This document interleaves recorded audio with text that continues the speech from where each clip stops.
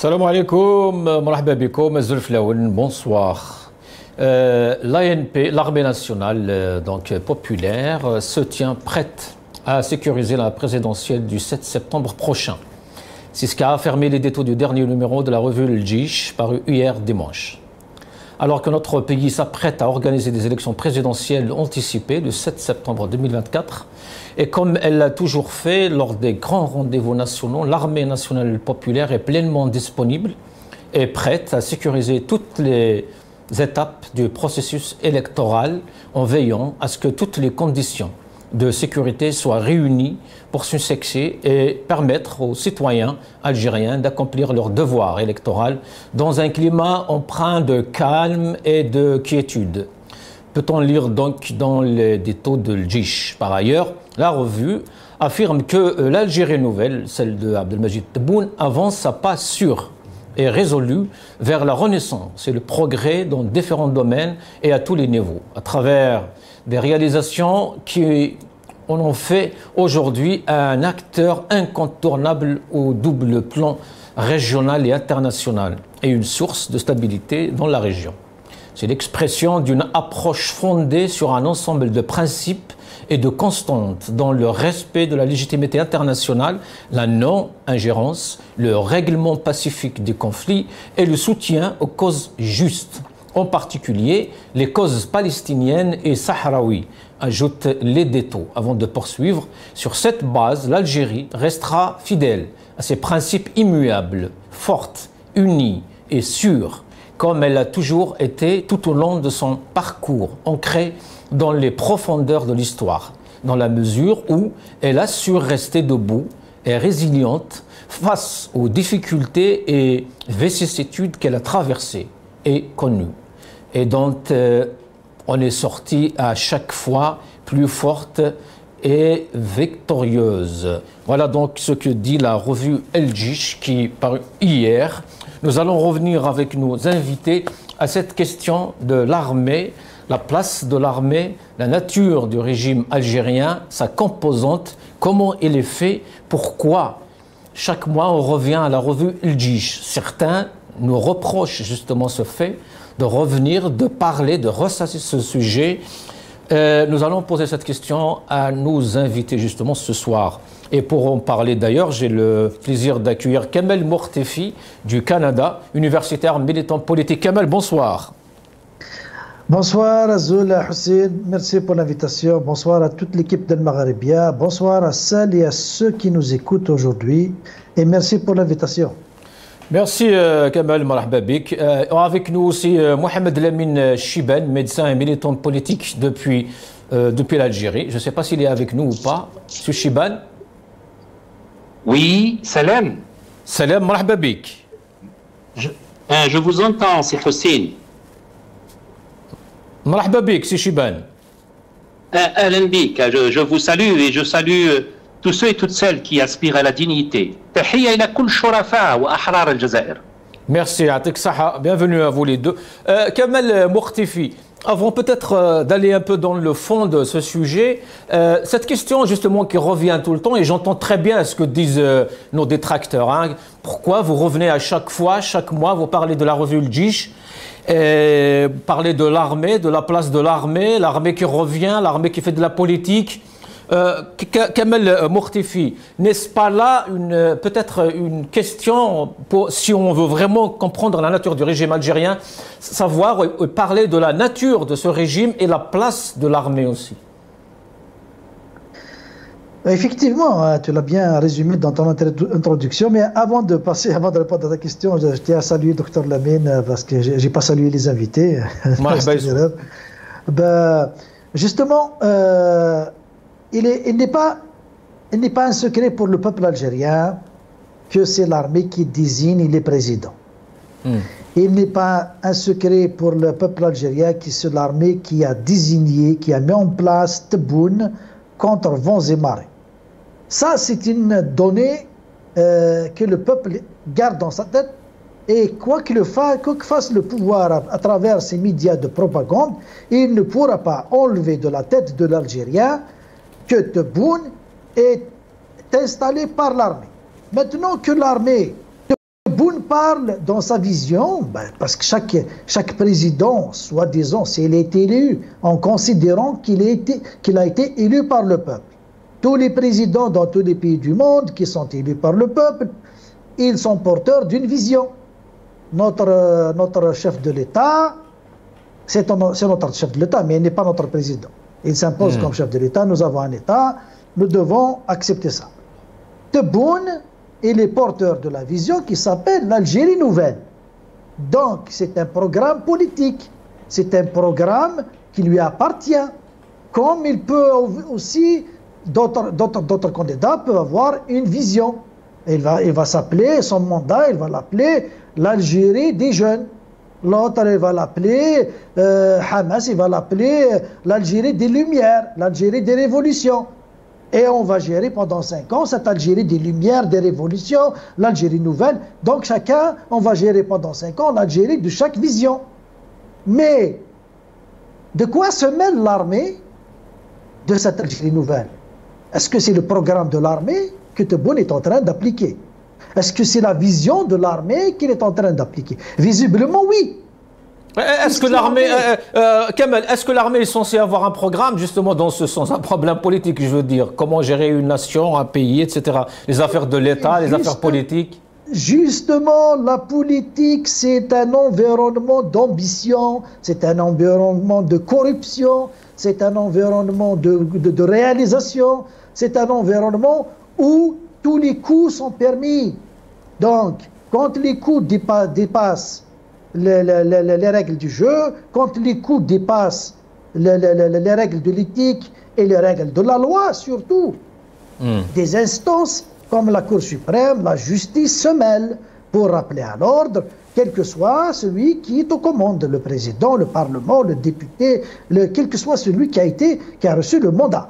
Donc, l'armée n'a pas intérêt à rentrer dans ce jeu, parce que on va juger des hommes politiques, mais on ne peut pas juger politiquement des généraux. Est-ce que maintenant vous allez dire à un capitaine dans une caserne d'une Algérie, maintenant, allez-y, oubliez ce que vous faites, ayez de l'ambition, vous allez occuper un poste politique. C'est ce que nous sommes en train de dire à notre encadrement militaire. Délaissez-vous de vos responsabilités, de votre rôle de sécuriser le pays, ayez de l'ambition pour faire de la politique. Donc, on va se retrouver avec une armée qui fait de la politique, qui n'aura pas le temps de s'occuper de ses fonctions constitutionnelles. Donc, ce n'est pas toute l'armée algérienne qui est impliquée dans ce jeu, malheureusement. Heureusement plutôt, c'est un groupe de généraux. Kamel Mokhtifi, je vous rappelle et je rappelle à tout le monde que nous ne sommes pas loin justement de ce schéma. Je ne sais pas si vous vous rappelez bien de ce nouveau décret qui a été publié récemment pour permettre aux militaires de diriger des administrations civiles. Oui, ça c'est une autre forfaiture, c'est un autre indice qui montre que les compétences civiles ont déserté l'État, ne veulent pas se frotter à ce pouvoir. Les compétences civiles ne veulent pas répondre, ne veulent pas travailler avec ce pouvoir parce qu'ils ne veulent pas se salir. Je vous garantis, vous voyez les émissions qu'on organise sur Alternative Aid, on a des rencontres avec des spécialistes, des éminents chercheurs, des éminents spécialistes qui peuvent diriger ce pays-là avec aisance. Mais qu'est-ce qu'ils nous disent? On ne donnera pas de crédit à ce pouvoir parce qu'il va nous salir. Donc, à ce moment-là, quand les compétences civiles fuient, désertent, boycottent ce pouvoir, à votre avis, il va recourir à quoi? Il va nommer il va puiser dans l'encadrement militaire pour nommer des PDG, pour placer des... Donc, il va y avoir une gestion militaire de l'économie nationale, une gestion militaire du tourisme, une gestion militaire de l'enseignement national. Donc on va transformer la Grande Algérie en grande caserne, où c'est la discipline militaire qui va primer. Ça, c'est très dangereux.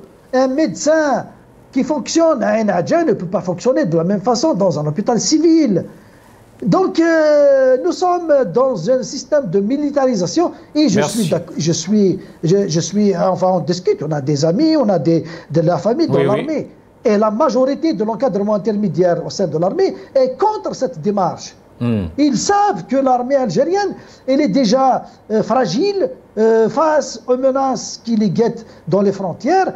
Ils ne peuvent pas s'occuper de la gestion des affaires administratives du pays. Ils ne peuvent pas s'occuper de la politique, mais pour combler le vide, comme je l'ai dit, parce que des compétences qui existent au niveau national et au niveau international dans la diaspora ne veulent pas travailler avec Tebboune, ne veulent pas travailler sous les ordres de la junte militaire au pouvoir.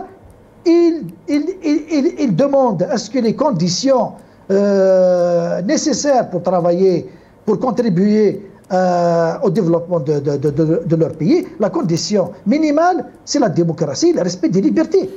Merci Kamal. Restez avec nous Kamal.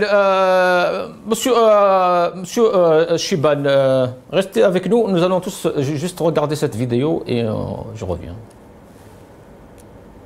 Dans son édito du mois d'août intitulé « Digne héritière et rempart imprenable », la revue El Jaish célèbre deux événements mémorables, l'anniversaire des offensives du Nord constantinois et la tenue du congrès de la Soumam, ainsi que la journée nationale de l'armée populaire instituée par le président de la République Abdelmajid Tebboune, chef suprême des forces armées, ministre de la Défense nationale.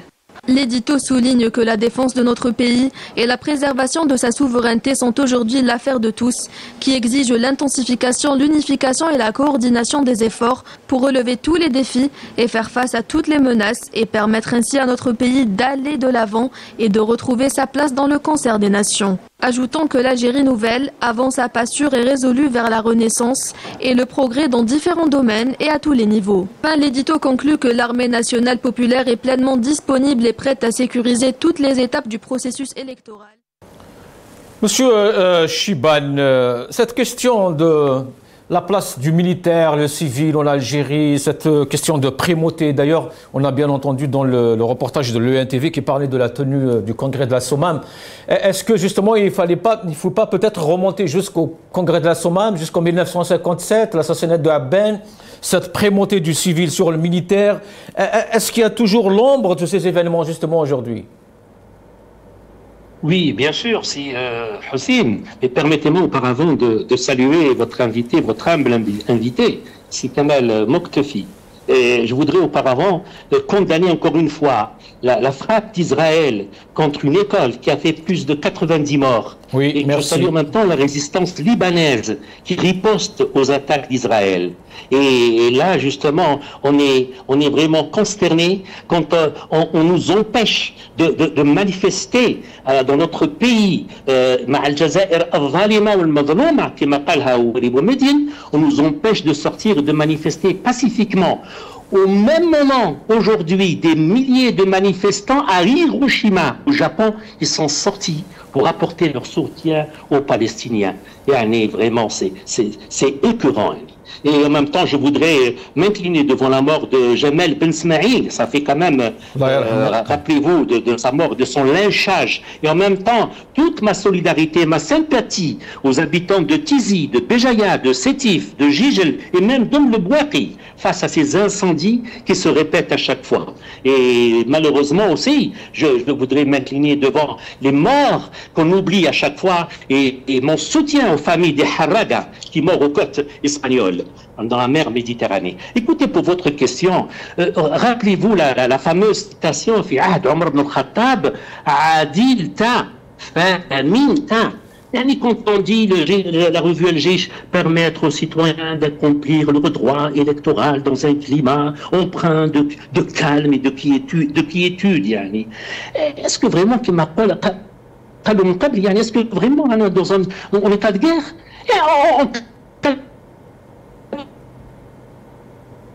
الحكم هذا لمنذ depuis son قلال الاستقلال on ne veut plus de vous بعدوا علينا تتنحاو كاع وخرجنا pacifique. Il n'y a pas eu un seul verre cassé, il n'y a pas eu une seule vitrine cassée. Alors alhamdoulilah ya Rabbi, الشعب راه مسالم. Il est terrorisé par ce pouvoir justement, il ne peut plus dire un mot, il ne sort pas, soyez certains Ces élections, d'ailleurs, ils sont vraiment la majorité. Je dis la majorité ne sont pas du tout concernés par ces élections. Il y a des élections qui n'ont aucun goût. C'est des élections fades. Au moins en 99, il y avait quand même 6 candidats. Par la suite, avec Ben Felice et d'autres candidats. Mais cette fois-ci, subhanallah, de quelle élection vous parlez? C'est des élections, c'est une auto, pour moi, permettez-moi de le dire, une auto-validation du pouvoir en place. Une simple formalité.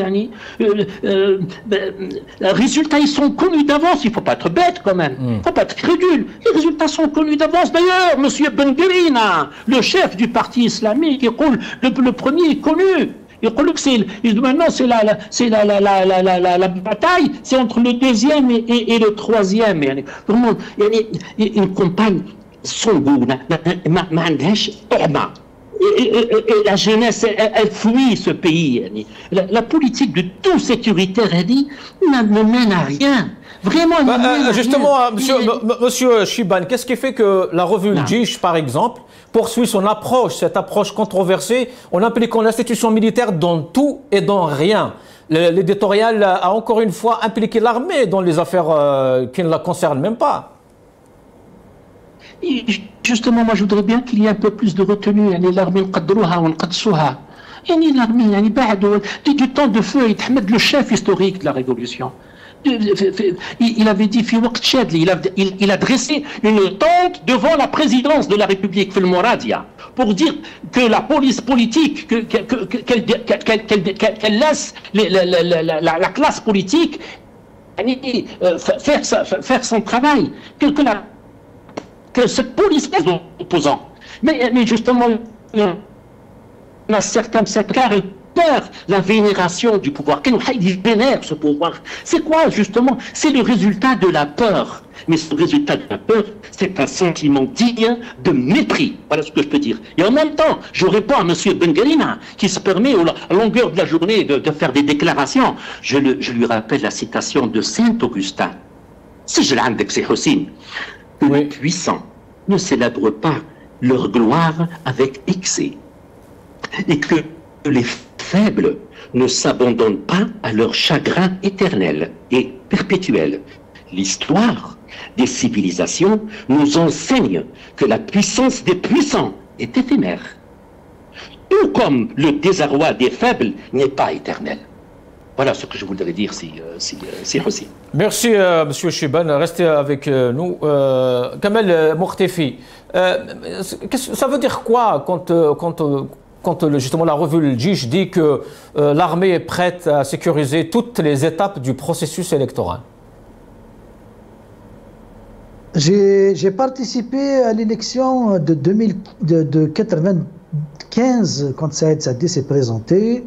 Je n'ai jamais entendu l'armée dire ça au moment où le terrorisme était à son apogée. Oui. La situation sécuritaire était dramatique, mais l'armée ne s'est pas permis de faire de telles déclarations, tout en sachant que l'armée, certainement, qu'elle allait sécuriser les frontières, elle allait faire son travail, elle continue de faire son travail. C'est pas la peine de nous le dire, nous le savons. Si vraiment cette déclaration concerne la sécurisation des frontières et d'assurer les conditions sécuritaires pour ne pas faire peur au peuple et de participer aux élections, c'est correct. Mais les missions constitutionnelles de l'armée ne sont pas liées justement à un agenda, à des calculs ni politiques, ni sécuritaires, ni électoraux. En 99, on a entendu la marée, le général-major, la marée disait, il était à l'époque, c'était le corps d'armée, le général des corps d'armée, le chef suprême de l'armée. Il disait que l'armée n'allait pas s'ingérer dans ces élections-là, sachant que c'était le DRS qui s'est occupé de s'ingérer et de donner comment s'appelle les résultats, Il a la présidence à Bouteflika. La même chose en 2004, la marée avait dit la même chose. L'armée ne s'injillera pas dans les élections. C'était le DRS qui avait donné la présidence à Bouteflika contre Benflis. Donc, quand l'armée s'exprime, c'est pour, soi-disant, donner un avis, donner sa position. Et là, quand on entend cette déclaration en 2024, l'armée a donné sa position. Elle a soutenu l'Algérie nouvelle de Bouteflika et de Tebboune. Et elle menace le peuple. Elle menace le peuple de ne rien faire pour empêcher cette élection, sinon l'armée va intervenir. Quand l'armée s'ingère dans la politique, elle fait des déclarations politiques, moi, en tant qu'homme politique, j'ai le droit de les interpréter politiquement comme je les perçois. Donc, si demain je rentre en Algérie, ils vont me mettre en prison parce que j'ai interprété politiquement des déclarations politiques de l'armée, eh bien, qu'ils fassent ce qu'ils veulent. Moi, je vais le dire. L'armée a déclaré politiquement qu'elle soutient Tebboune, et c'est ça que je comprends. Elle menace le peuple de ne rien faire pour empêcher la nomination de Tebboune, la reconduction de Tebboune, encore une deuxième fois. Ben c'est ça que nous comprenons. Kamal Mourtifi, justement, vos propos me rappellent les déclarations de Gaïd Saleh. On va l'écouter et je reviens.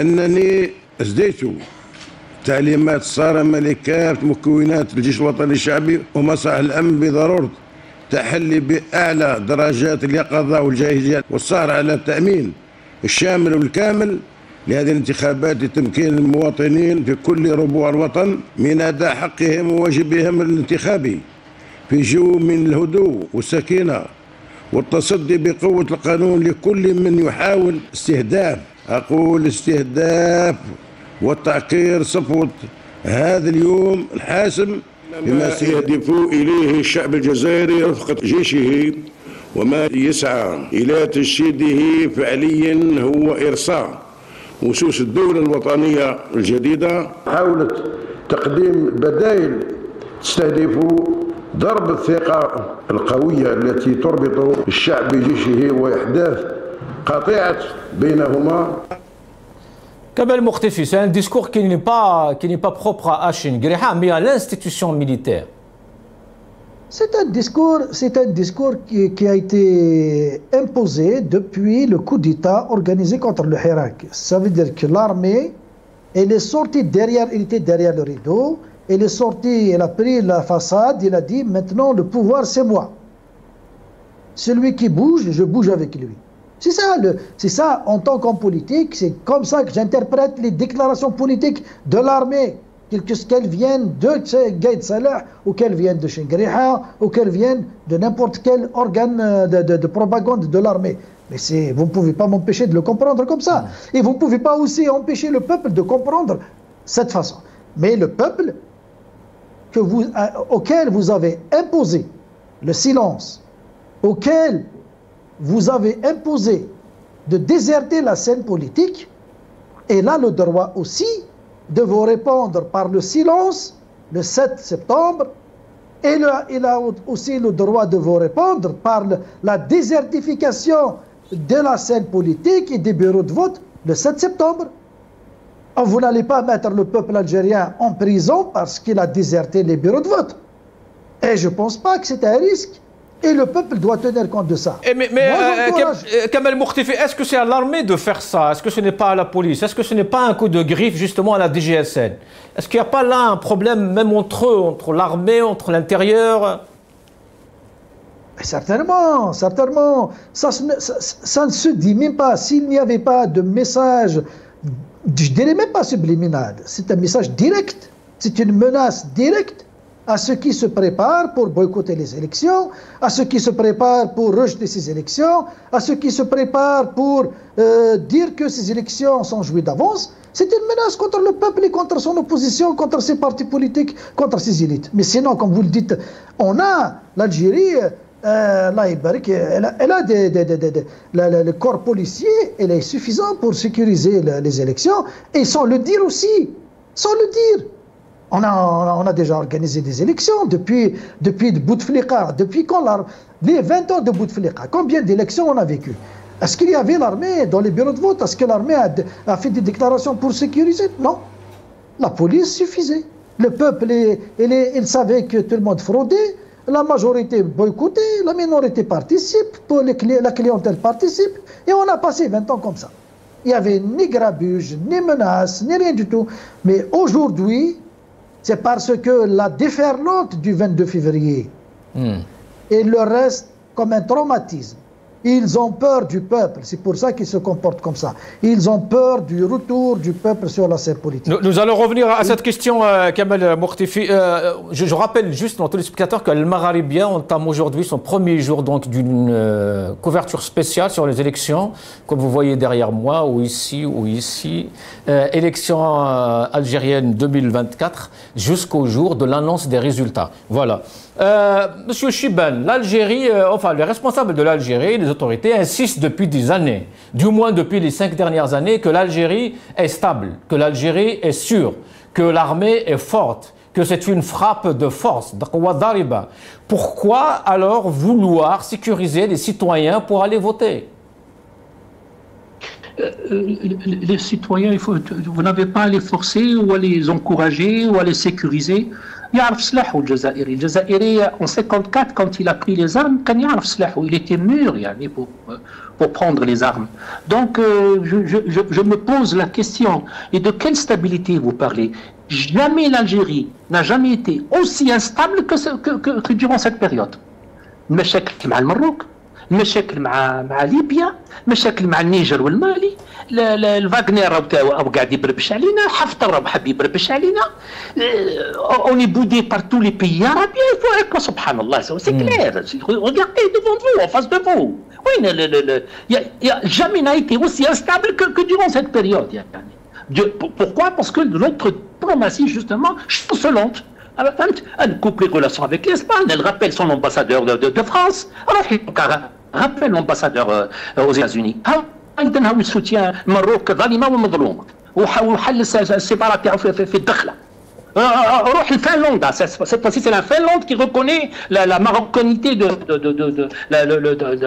Sahara. روح تاني va rappeler l'ambassadeur en Finlande. Et c'est pas possible. Donc de quoi vous parlez exactement? Le peuple il boude. Le peuple il pense à autre chose. Le peuple, les cadres veulent fuir ce pays. Mal vit. En ce moment, à Alger, il y a coupure d'eau. À Tipaza, il y a des coupures d'eau. On nous dit que c'est la station de dessalement d'eau de mer. Mais c'est clair. Rappelez-vous le rapport de la Banque mondiale. Je vous rappelle ce que dit la Banque mondiale. Hein. Alors, elle dit, rapport de la Banque mondiale 2023, il est pessimiste pour l'Algérie d'ici 2030. Il parle de 500 mètres cubes par personne et par an. Et il dit, ce manque d'eau demeure inquiétant du fait justement de la croissance démographique et du changement climatique, de la sécheresse dans ce pays. Donc on est à la station de dessalement, et à chaque fois on trouve toujours des solutions. Les coupures d'eau sont devenues fréquentes et les gens ont soif. Ils sortent d'un Eid, ils sont malheureux, ils n'ont pas sacrifié, mais il a créé. C'est son dernier souci, le vote. Je vous le dis, c'est son dernier souci, le vote. C'est de l'argent qu'on dépense comme ça, bêtement. Alors, comment expliquer ce discours, M. Chibane? Vous l'avez si bien dit, le pays n'est pas en guerre, n'est pas en période de trouble. Pourquoi donc un tel discours? À qui on s'adresse? Justement, moi personnellement, je pose la question à qui vous vous adressez, justement.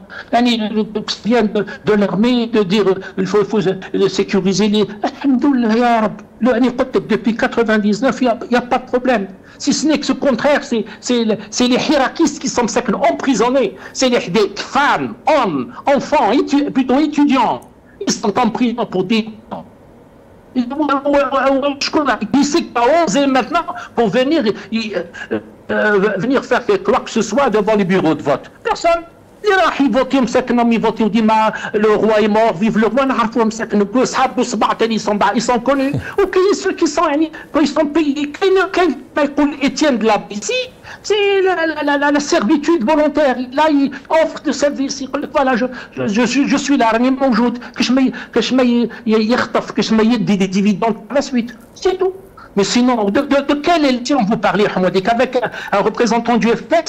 Et c'est Aïdem qui est en connaissance. Vous parlez de qui? De Cheikh Nahna, Rabbi Rahman? De qui vous parlez? Il n'y a aucun candidat quand même capable qui ose un peu prendre du fer avec le président. C'est les candidats, ils vont se bousculer devant les urnes pour aller voter pour Hamas ou là pour le FFS. Le FFS ou alors que Hamas, l'ex-président Mokri Hadak, ils l'ont écarté. C'était le seul qui osait, qui pouvait plus ou moins. Je me demande vraiment de ces élections. Et puis bon, à la bonne heure, comme on dit. À la bonne heure. Sahalikum Borokalik. Kamel Mokhtifi, certains avancent l'idée que l'armée n'est pas justement obligée de s'afficher, de se montrer de cette manière-là. Ils sont en train, après tout, ils sont les décideurs, tout le monde le sait. Pourquoi cette volonté, Kamel Mokhtifi, de se montrer? Et il ne rate pas une occasion. Regardons par exemple cette vidéo, elle date ce matin. Je suis très contente d'avoir remporté cette médaille pour l'Algérie. Franchement, c'est formidable. C'est la première également en gymnastique de l'Afrique. Donc franchement, c'est une grande fierté et je suis très contente de tout l'accueil qu'on a eu à notre tour. Un message pour le peuple. Merci de tout le soutien qu'on m'apporte chaque jour et ce depuis 2 ans et demi. Ça me fait vraiment chaud au cœur et vraiment ça me booste à chaque fois et merci à tous. Kamel Mokhtifi, c'est une vidéo qui est devenue virale en l'espace de quelques heures, justement, et qui coïncide avec la publication de cette édito. On voit des militaires à côté du ministre des Sports. Pourquoi? Il y a un ministre qui reçoit les athlètes. Exactement. Vous me rappelez, Houssine, lors des Jeux Olympiques, quand il y avait toute une cabale contre Eman Khalif, vous vous souvenez, j'ai entendu ici au Canada un média qui a couvert la demi-finale, je pense, la demi-finale. Il y avait un intervenant qui a dit, le média a diffusé les images où les Algériens étaient en force pour soutenir cette fille qui est médaillée d'or, qui a réussi à décrocher la médaille d'or malgré toute la cabale contre elle. Tu sais, vous savez qu'est-ce que le média avait dit? Ce peuple qui nous rappelle la déferlante du Hirak, aucune puissance au monde ne peut menacer l'Algérie parce que son peuple, il est amoureux de son peuple, il est réactif, il est là, il réagit à chaque fois qu'il y a une menace, il y a une critique. Donc, vous savez que cette affaire-là de peur, de la force, de la main étrangère, on va se faire attaquer, il faut un front interne. Les puissances étrangères et ça, ils ont vu 20 millions d'Algériens sur marcher pour dégager le système, et c'est 20 millions de soldats. Quelle est cette force-là qui va s'aventurer à affronter 20 millions de soldats? Ils savent que le peuple algérien est amoureux de son pays, il ne laissera pas son pays se faire dominer ni écraser par aucune force. C'est une force, ça c'est une force. On n'a pas besoin de tanks, on n'a pas besoin de chars, on n'a pas besoin. Cette force-là, populaire, suffit à sécuriser le peuple. Donc, de quelle peur nous parlent ces généraux-là au pouvoir? Je ne parle pas de l'armée, je parle de ces généraux qui utilisent la peur pour handicaper le peuple, pour faire peur au peuple. Kamel Mokhtifi, ma question s'il vous plaît. Pourquoi cette volonté de se montrer?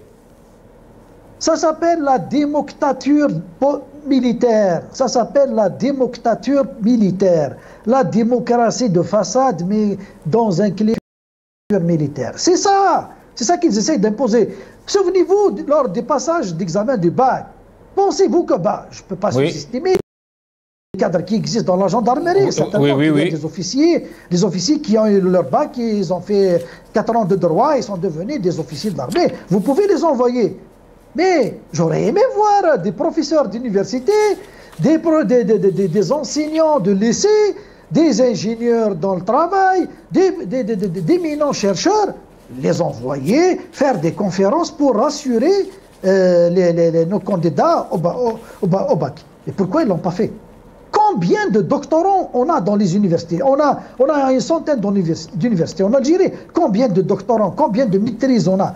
On pouvait les envoyer, répartir à travers le territoire national, volontairement, aller faire des conférences pour rassurer nos élèves, pour leur enlever la peur et affronter. On envoie la gendarmerie parce qu'ils essayent de vendre l'image. C'est comme dans les traditions, quand il y a un mariage. Un mariage, vous savez, hein, la mariée, qu'est-ce qu'il fait? On lui colle toujours à côté des jeunes filles à l'âge de se marier pour les faire voir, pour les vendre, pour les pousser à avoir une visibilité pour se marier.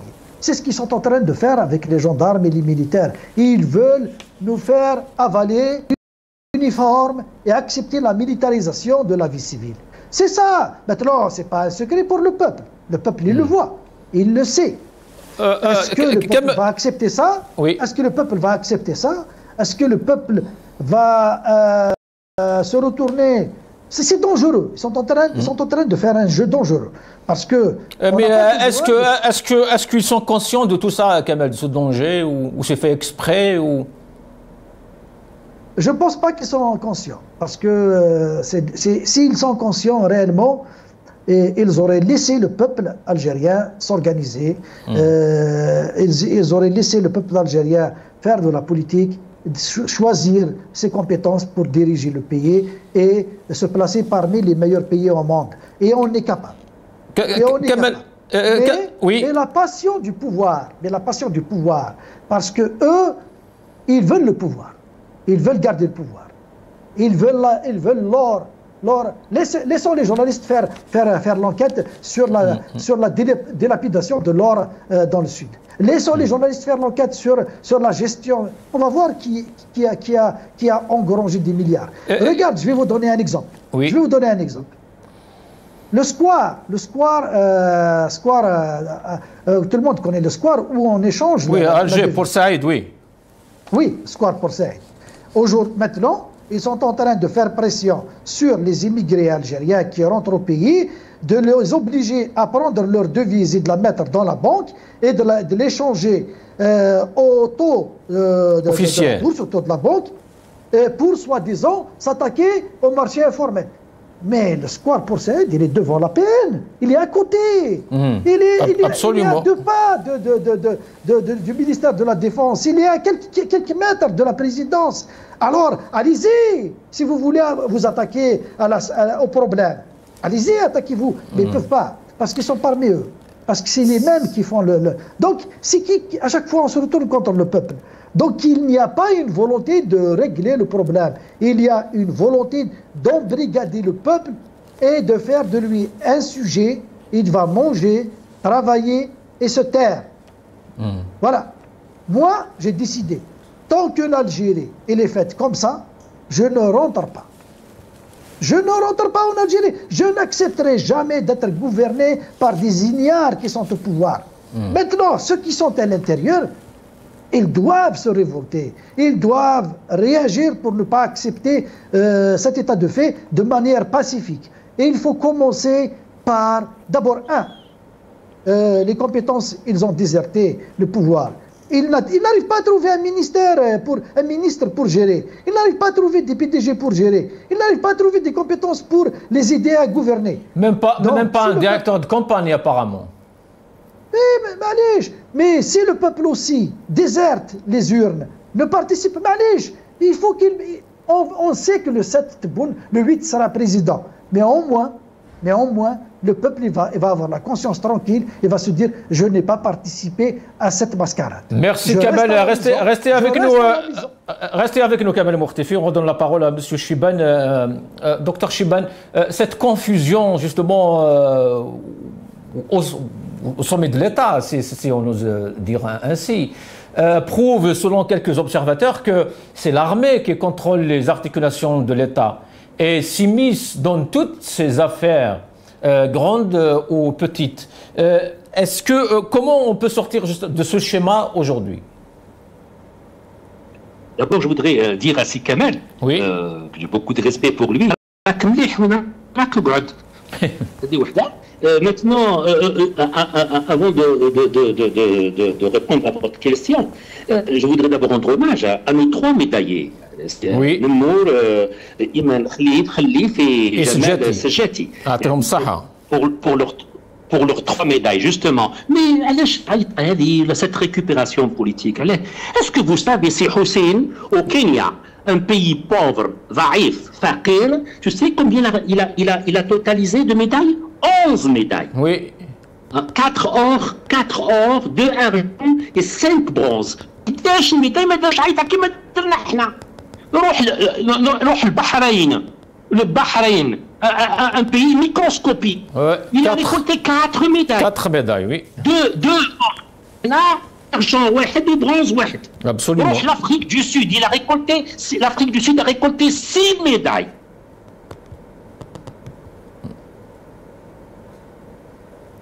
Monsieur Chiban? Allô? On a perdu Monsieur Chiban. Kamel Mortifi.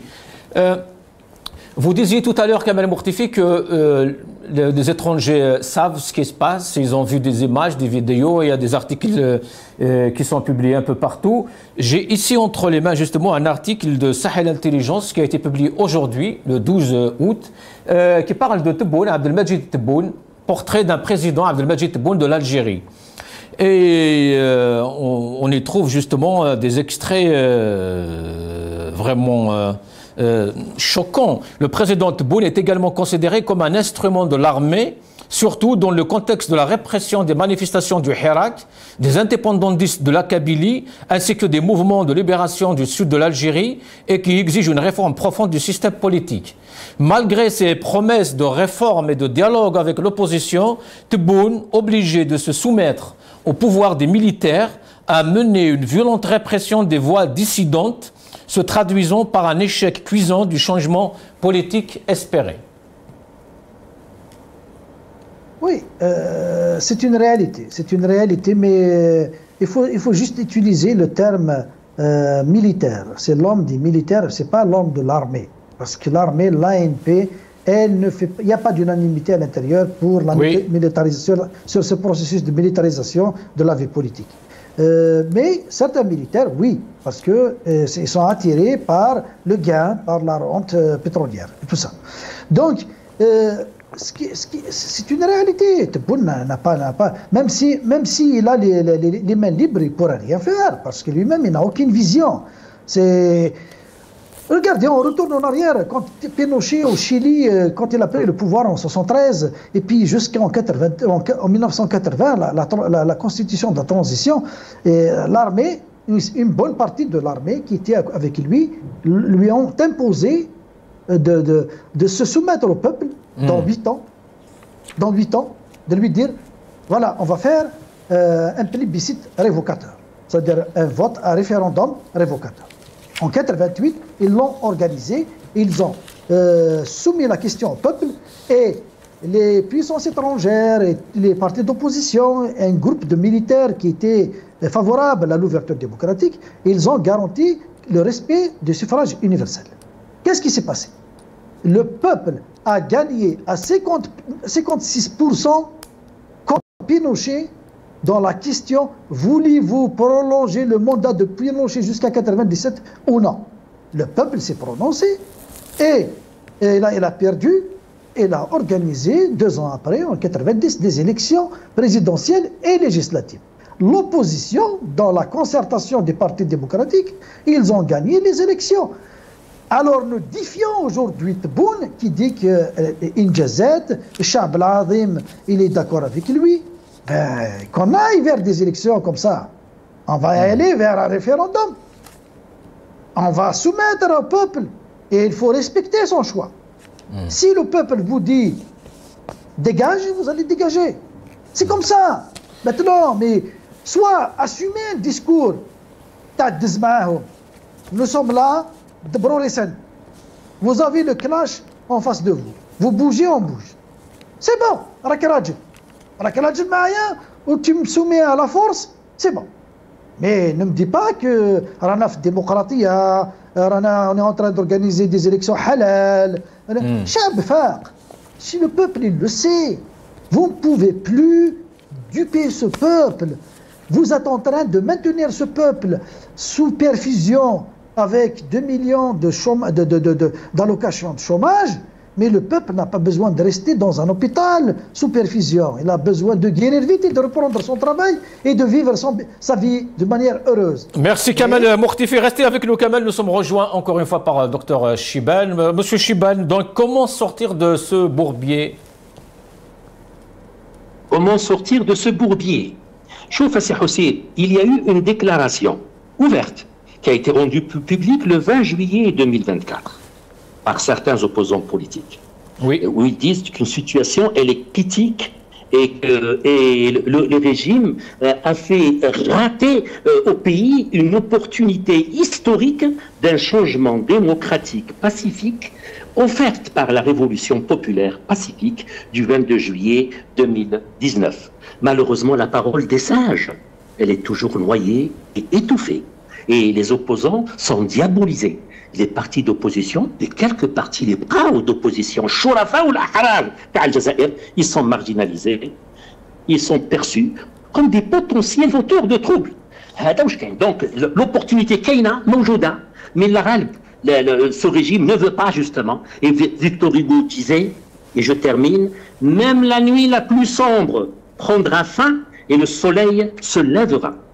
Et face à la roche, le ruisseau l'emporte. Toujours, non pas par la force, mais par la persévérance. Je vous remercie, c'est aussi. Merci, docteur. Mais une petite dernière question, docteur, c'est que la campagne électorale commence donc dans 2 jours, le 15. Est-ce que ces opposants auront le droit de s'exprimer ou pas? Est-ce qu'on pourrait s'attendre à ça ou pas? C'est Hussein Rak Tahlam. Oui, mais j'ai le droit de rêver, non? Mais bien sûr, c'est bien de rêver, justement. Ces opposants, quand ils n'ont pas été écoutés, le comble, c'est que même pas un seul média a osé ramener la déclaration. Ça me fait rappeler la déclaration, le manifeste qui a été signé par Farhat Abbas Ben Khadda, Cheikh Mohamed Khirdine ou Hussein Dahouali, rejoint par Hussein Aït Ahmed, quand ils ont condamné la politique autoritaire de Ouali Boumediene. Et là, ils ont été accusés par la PS d'agents, subhanallah, agissant pour les étrangers. شوف يا سي حسين en nommant un ministre de l'Intérieur directeur de campagne. Wallahi, je me pose la question, sincèrement, avec tous les respects que j'ai pour ce ministre, il y a une notion de conflit d'intérêts. Sincèrement, la désignation de ce ministre de l'Intérieur lui-même qui contrôle tout le processus des élections. Et celui qui commande des Wali, les chefs de Beira, comment vous voyez ces élections? Comment vous allez les voir? Est-ce que vous osez? Moi, je ne sais pas, je pose la question. Déjà, là, je coupe fihom, ou dites encore, dites ta mise d'intérieur, directeur de compagnie. Sincèrement, Rabbi Qadr al-Khair, c'est Hussein. Merci. C'est ce que je peux vous dire. Voilà. Merci, docteur. Merci pour l'invitation. Merci. Merci, docteur. Kamel Mourtifi, une dernière question. Justement, comment voyez-vous ces élections, cette campagne électorale qui va commencer dans 2 jours? Le message de la revue Le Jaysh est clair, on ne peut plus clair que ça. Celui qui bouge, il bouge avec lui.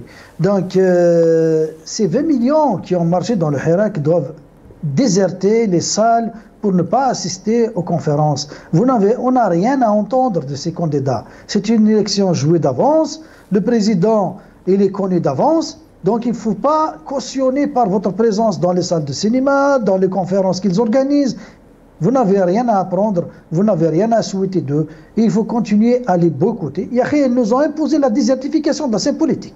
Eh bien, on va déserter la scène politique. On va rester dans le silence. C'est la seule réponse que le peuple doit donner à cette élection. Et ils auront la réponse après. quand ils vont avoir les images qui vont diffuser à l'extérieur du pays pour soi-disant vendre une image d'une démocratie, il n'y aura rien à vendre. Ça va leur faire mal. Donc, faisons ça, et il n'y a aucun risque. Il n'y a aucun risque de rester à la maison. Ils ne vont pas vous mettre en prison si vous restez à la maison. Ils ne vont pas vous mettre en prison si vous n'allez pas dans une conférence ou dans un meeting d'un candidat. Donc restez, ne participez pas. Il faut les ignorer. Voilà ma réponse et c'est comme ça que je vois les choses. Et merci pour cette émission et à la prochaine. Merci Kamal Mourtifi, merci Dr Chiban, merci à vous toutes et à tous. Cette émission arrive à sa fin, mais la couverture spéciale continue sur Al Magharibia. Salam alaikum.